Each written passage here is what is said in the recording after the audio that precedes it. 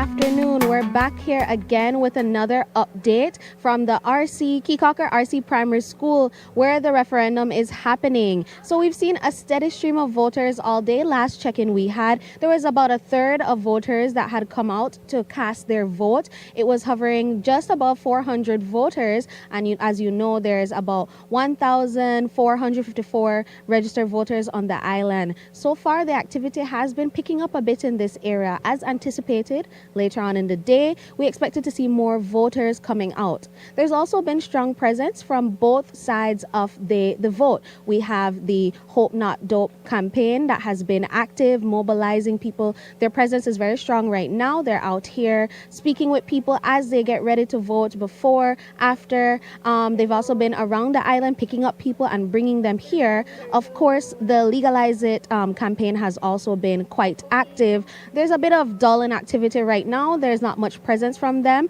but they are about on the island making their presence known. Right now, I'm joined by Miss Caye Caulker, who is a member of the Hope Not Dope campaign and also a concerned resident. She is handing out these sample flyers. Hi, Miss Caulker. Can you explain to me what exactly these sample flyers are?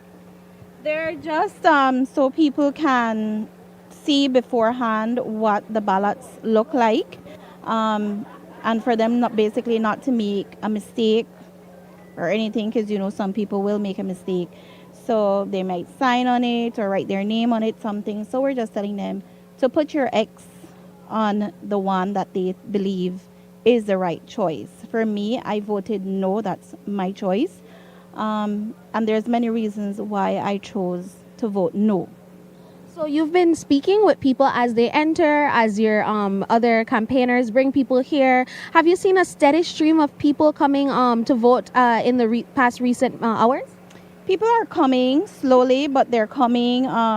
We have to remember today is not a public and bank holiday, so most people are working, but I ask people, who are working, to ask your supervisors, their managers for time off to come out and vote, because it is our right to come out and vote. And how has the interactions with people been? I know that this topic has some people quite heated. We've seen some arguments break out. Nothing too drastic, but what's that like for you as someone that really wants to interact with people and hear their feedback? Quite a few people are confused because they're saying, we're voting this because people are telling us to vote for whatever reason, no reasons, just vote yes or vote no. So I'm trying my best to explain to them what my reasons are for voting no and what I believe we should vote no for. But so far, a lot of people who are coming out, they're coming out positive, and they are for the no. So hopefully at the end of the day, it's a no for the win. All right. I'm also joined by Miss Tracy Young, a counselor on the island. Miss Tracy, how are you doing today? I'm doing great, thank you. All right, so talk to me about, your reasoning for being out here today. You said you were here to show support. Explain what that means to you. Well, I have to advocate for the entire island. So I am here showing support for my people. And my opinion here is what I came out to do is to ensure that we have a good flow, to encourage all the voters on the island to come out and vote, to cast their vote, because this is an important important campaign, important initiative, and I think that their voices need to be heard, and they have to make the choice. As we know, this entire petition or movement was started by a fellow councillor. So how is you and the rest of the council sort of balance maintaining that neutrality and just supporting all the residents while also maintaining support for your council members?